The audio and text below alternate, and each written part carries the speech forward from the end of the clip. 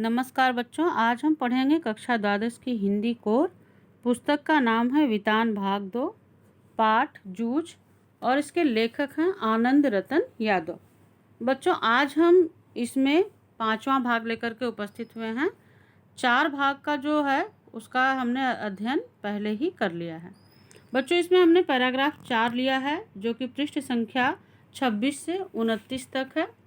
इसमें यहाँ से है कि जी मैं उठ खड़ा हुआ से लेकर के आनंद में बीते, और इस तरह से इसमें जो महत्वपूर्ण बिंदु हैं बच्चों वो यहाँ पर मैं वर्णित की हूँ। तो चलिए देखते हैं इसमें जो पृष्ठ संख्या 26 से 29 तक है वहाँ तक के महत्वपूर्ण बिंदु।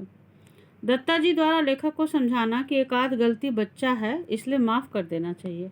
तो बच्चों, आपने देखा कि जब दत्ता जी राव ने लेखक के पिता को अपने पास बुलाया था तो लेखक के पिता ने भी अपने बचाव में बहुत सारी बातें जो झूठ मूठ थी वह लेखक के बारे में उनको बताई थी। तो उन्होंने कहा दत्ता जी राव ने कि ठीक है, अगर एक आध गलती उसने कर भी दिया तो इसके लिए उसकी पढ़ाई थोड़े छुड़वाना है। पिता द्वारा लेखक को स्कूल भेजने के लिए राजी होना। तो जो लेखक के पिता थे उनको जब दत्ता जी राव ने समझाया कि नहीं, इसको स्कूल पाठशाला जो है वो भेजना पड़ेगा, भेजना चाहिए, तो जो लेखक के पिता थे वह उनकी बात को मान लिए। लेकिन बच्चों, उसके बाद फिर लेखक के सामने पिता जो है उन्होंने शर्तें रखी। तो उनके पिता ने लेखक के सामने यह शर्तें रखी कि ठीक है, तुम्हें पाठशाला तो मैं भेजूंगा, लेकिन उसके लिए मेरी कुछ शर्तें हैं जो तुम्हें माननी होगी। जब वो मानोगे तभी मैं पाठशाला तुम्हें भेज पाऊंगा। जैसे पाठशाला से आते ही तुम्हें अपना बस्ता रख कर के सीधे खेत पर आना होगा, खेत में पानी लगाना होगा, आधे घंटे पशुओं को चराना होगा, और उसके बाद यदि किसी दिन खेत में ज़्यादा काम हुआ तो उस दिन तुम्हें अपने पाठशाला से छुट्टी लेनी होगी, उस दिन तुम्हें गैर हाजिर रहना होगा। तो लेखक चूँकि पढ़ने के लिए बहुत ही बेचैन थे, इसलिए उन्होंने पिता की सारी शर्तों को उसी तरह से जैसे उन्होंने कहा था उसे स्वीकार लिया। अब लेखक का पाठशाला जाना शुरू करना। अब जो है लेखक को पाठशाला जाने की अनुमति उनके पिता से मिल गई थी, इसलिए लेखक अब पाठशाला जाना शुरू कर दिए। पाठशाला की छाया में लेखक का 2 महीने आनंद से व्यतीत होना। बच्चों, 2 महीने तो पाठशाला गए आनंद यादव, तो वहाँ उनको बहुत अच्छा लगा और बड़े ही आनंद में उनका समय बीत गया। वहाँ जब लेखक गए तो लेखक द्वारा 5वीं कक्षा में जाकर बैठना। जब लेखक वहाँ गए तो जाहिर सी बात है कि 4थी कक्षा तो उन्होंने पास कर ली थी, और 5वीं कक्षा में उनको पिता ने रोक दिया था पढ़ने से। तो 5वीं कक्षा में ही वह डायरेक्ट जा कर के बैठे। लेखक के नाम के आगे 5वीं नापास की टिप्पणी का लिखा होना तथा उसी रजिस्टर में नाम लिखना। बच्चों, जब वो वहाँ पर गए तो उनके आगे जो है जो 5वीं का रजिस्टर जो चल रहा था, चूँकि ये लेट गए थे कक्षा में, तो इनका नाम जो है लिख गया उसी रजिस्टर में जिसमें अन्य बच्चों की हाजिरी लगती थी, उपस्थिति लगती थी, उसी में इनका भी नाम लिख गया। इनके नाम के आगे लिख दिया गया 5वीं नापास, यानी इन्होंने 5वीं नहीं पढ़ा है, इसलिए इनका नाम 5वीं कक्षा में लिख दिया गया। अब जब वो लेखक गए उस कक्षा में तो मन तो बना करके गए थे पढ़ाई के लिए, लेकिन जैसे आप देखते हैं कि अगर कोई बच्चा पीछे रह जाता है, फेल हो जाता है, जैसे इस समय आप अपनी स्थिति अगर विद्यालय में देखें ऐसे भैया बहनों की कि जिनकी कंपार्टमेंट आ गई थी वह आप लोगों से 4 महीने पीछे हैं। जो अभी अभी आपकी कक्षा में पढ़ने के लिए कुछ भैया बहन अगर आए होंगे, उनका किसी कारणवश से कंपार्टमेंट आ गया होगा, तो जब अब वो आपकी कक्षा में आए हैं तो उन्हें ऐसा लगेगा कि आगे बहुत कुछ पढ़ा दिया गया है और मैं इनसे जो है पीछे हूँ। तो ऐसे ही जब लेखक अपनी उस 5वीं कक्षा में गए, जिसको वह यह समझते थे कि यह कम उम्र के हैं और कम अकल वाले हैं, उन्हीं बच्चों के साथ उनको जो है वो वहाँ पर बैठना था, लेकिन वो बच्चे उनसे होशियार हो गए थे क्योंकि उन्होंने थोड़ा ज़्यादा पढ़ लिया था। तो इस तरह से उनको ऐसा महसूस होने लगा। मास्टर जी द्वारा लेखक के बारे में पूछना। जब उस कक्षा में नाम तो उनका लिख गया, मास्टर तो उनको जानते नहीं थे। जब उस कक्षा में वह गए तो फिर मास्टर जी ने जब देखा कि एक बच्चा पीछे जो है वो बेंच पे बैठा हुआ है, कुर्सी पे बैठा हुआ है, तब उन्होंने उसके बारे में पूछा कि वो पिछली टेबल पे कौन बच्चा बैठा है। तब उसके बारे में पता चला कि यह जो है नया बच्चा है जिसने 5वीं पास अभी नहीं की है। तो ये इस तरह से उनके बारे में जो लेखक थे उनके अध्यापक ने जाना।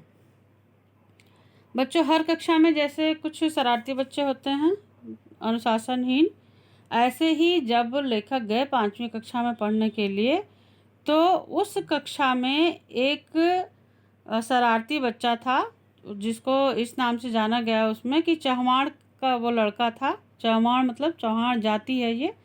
तो चौहान के लड़के द्वारा लेखक की खिल्ली उड़ाना। जब लेखक अपनी कक्षा में गए 5वीं कक्षा में उनका नाम लिखने के बाद, तो जो वहाँ पर चौहान का बच्चा था वो बहुत ही शरारती था और उसने कहा, अच्छा ये नया मेहमान आया है। तो इस तरह से कह के उनका जो है वो मजाक, खिल्ली उड़ाना मतलब मजाक उड़ाना, लेखक का मजाक उड़ाने लगा। और चूँकि लेखक जो है जब अपने उस क्लास में गए, उस कक्षा में गए, तो उनका जो पहनावा ओढ़ावा था, जो उनकी वेशभूषा थी वो अच्छी नहीं थी। तो शरारती बच्चे द्वारा लेखक का गमछा अध्यापक के मेज पर रखना। बच्चे जो वो चौहान का जो लड़का था वो बहुत ही शरारती था और उसने लेखक का जो गमछा था, जो लेखक गमछा कंधे पे लेकर के गए थे, गमछा मतलब एक पतले कपड़े का एक तौलिया होता है, तो उसको अपने रख करके गए थे कंधे पे। उसको उसने क्या किया, उसको छीन करके और अध्यापक महोदय की मेज पर ले जा करके रख दिया। अब जब कक्षा में मास्टर साहब आए, मास्टर साहब का नाम था रणनावरे। जब कक्षा में वह प्रवेश किए तो उन्होंने गमछा देखा कि भाई यह गमछा किसने रखा है। तो ये गमछा तो रखा था किसने, चौहान के लड़के ने रखा था। तो पूछने लगे, पूछने पता चला कि अब लेखक को तो बताना ही पड़ा कि यह गमछा मेरा था, लेकिन उन्होंने ये कहा कि यह मैंने नहीं रखा है, उस लड़के ने रख दिया है। तो इस तरह से उनको जानकारी हुई, उन्होंने डांटा उनके चौहान के लड़के को। और फिर उसके बाद मास्टर जी जो है वो वामन पंडित की कविता पढ़ाने लगे। लेखक का परेशान होना एवं ऐसा लगना कि उनकी ही पाठशाला उन्हें चोंच मार कर घायल कर रही है।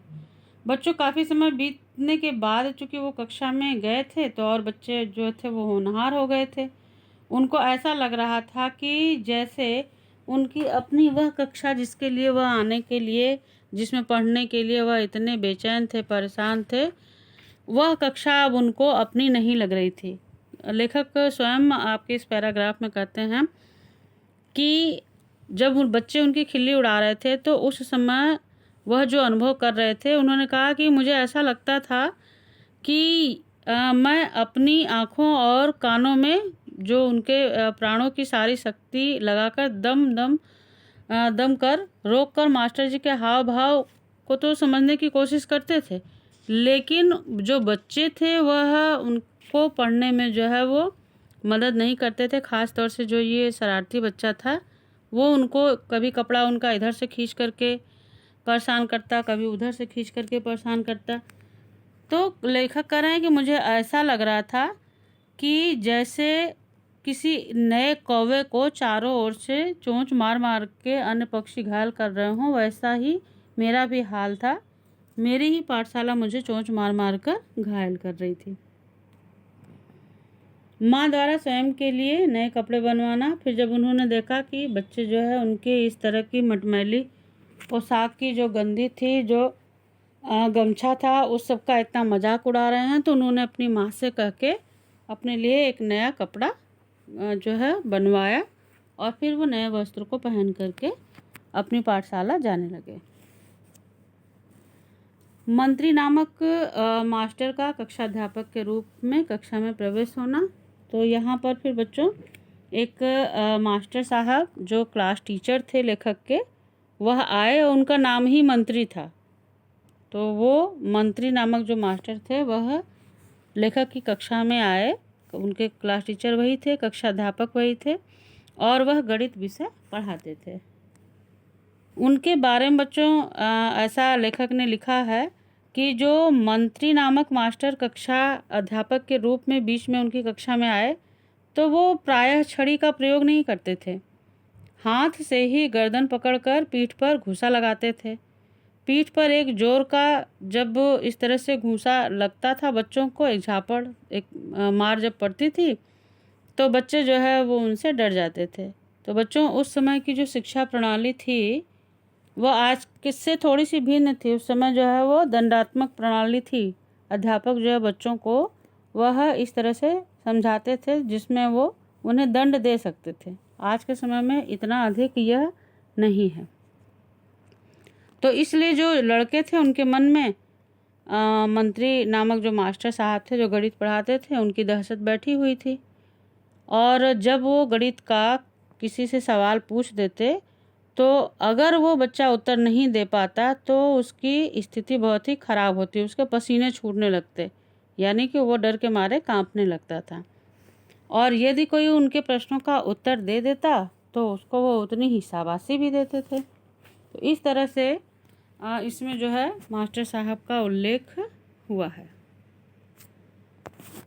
अब इसी पैराग्राफ पे आधारित बच्चों छोटे छोटे प्रश्न हैं। तो अब अगर आपने पैराग्राफ ध्यान से समझा होगा तो प्रश्न के उत्तर भी आपको आ जाएंगे। पहला जैसे प्रश्न है इसमें पैराग्राफ से कि लेखक के पिता ने लेखक से क्या वचन लिए। तो आपको पता चल गया कि अगर पाठशाला जाओगे, तुम्हें जाने की अगर मैं अनुमति दूंगा तो उसके लिए फिर क्या करना होगा, उनकी शर्तों को मानना होगा। शर्तें क्या थी वो आपने पैराग्राफ में पढ़ लिया है। लेखक को पाठशाला पुनः जाकर कैसा लगा। बच्चों, पहले तो बड़े ही उत्साह से पाठशाला गए, लेकिन जब वहाँ पर गए तो बच्चे जो हैं वो नए थे, जिनको यह कम समझते थे वह इनसे आगे थे। तो इनकी स्थिति जो है वहाँ पर बहुत अच्छी नहीं रही। जब शुरू में यह गए, जैसे कोई नया बच्चा आता है कक्षा में तो बाकी बच्चे उसके साथ जैसा व्यवहार करते हैं ऐसा ही लेखक के साथ भी होने लगा और लेखक को फिर ये अच्छा नहीं लगने लगा, उदास रहने लगे। एक बार तो वो ऐसा सोचने लगे कि इससे अच्छा तो खेतों में काम करना ही था। लेकिन धीरे धीरे फिर उनका मन अपनी कक्षा में लगने लगा। तो अगला प्रश्न है, यदि लेखक की जगह आप होते तो पाठशाला जाने के लिए क्या करते। तो ये वैल्यू बेस्ड क्वेश्चन है, इसको आप अपने आपके तर्क होंगे, अपने हिसाब से लिखेंगे इसको। दत्ताजी राव की बात मानने के लिए लेखक क्यों विवश थे। तो बच्चों ये मैंने पहले भी बता दिया है कि दत्ताजी राव एक ऐसे व्यक्ति थे उनके गांव के कि जिनकी बात को कोई भी अस्वीकार नहीं कर सकता था। जैसे सरपंच आदि होते हैं गांव के सम्मानित व्यक्ति जिनकी बातों का लोग जो है पालन करते हैं, तो ऐसे ही दत्ताजी राव का मान सम्मान था, उनकी प्रतिष्ठा थी। वो जिसको जो कह देते थे वो उनकी बातों को मानता था, उसे टालता नहीं था। इसलिए लेखक के पिता को भी जब उन्होंने कहा कि अब इसको पाठशाला तुम भेजो तो वह उनकी बात मानने के लिए तैयार हो गए। उन्होंने कहा ठीक है, जैसा आप कहते हैं वैसा ही करता हूँ। लेखक के कक्षाध्यापक कौन थे, वह कौन सा विषय पढ़ाते थे। तो लेखक के कक्षाध्यापक मंत्री नामक मास्टर साहब थे और वह गणित का विषय पढ़ाते थे। शरारती बच्चे ने लेखक के साथ कक्षा में कैसा व्यवहार किया। तो आप सभी जान गए होंगे कि जो चहवाण का बच्चा था, जो बहुत ही शरारती बच्चा था, उसने लेखक के साथ अच्छा व्यवहार नहीं किया। वो लेखक के गमछे को छीन करके उसको ले जा करके मास्टर साहब के मेज पर रख दिया और इस तरह से मास्टर साहब ने फिर उसके बारे में पूछा तो इस तरह से रह रह करके वो लेखक को कक्षा में परेशान किया करता था। गणित के मास्टर साहब द्वारा सवाल पूछने पर छात्रों की क्या स्थिति होती।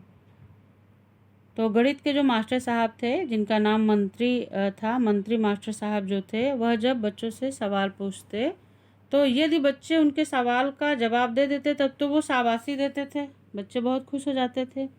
लेकिन अगर सवाल जो है पूछने पर अगर बच्चा उत्तर नहीं देता था तब फिर उसकी स्थिति क्या होती थी, खराब हो जाती थी। क्यों? क्योंकि वह छड़ी से तो मारते नहीं थे, ऐसे ही कान पकड़ के पीठ पर मारते थे, तो उससे बच्चे जो है उनसे डरते थे।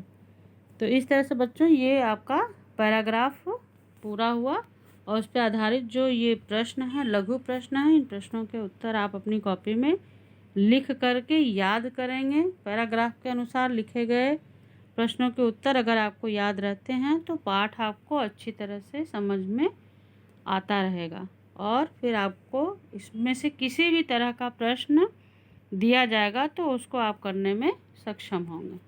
तो बच्चों प्रश्नों के उत्तर लिखें और याद करें। धन्यवाद।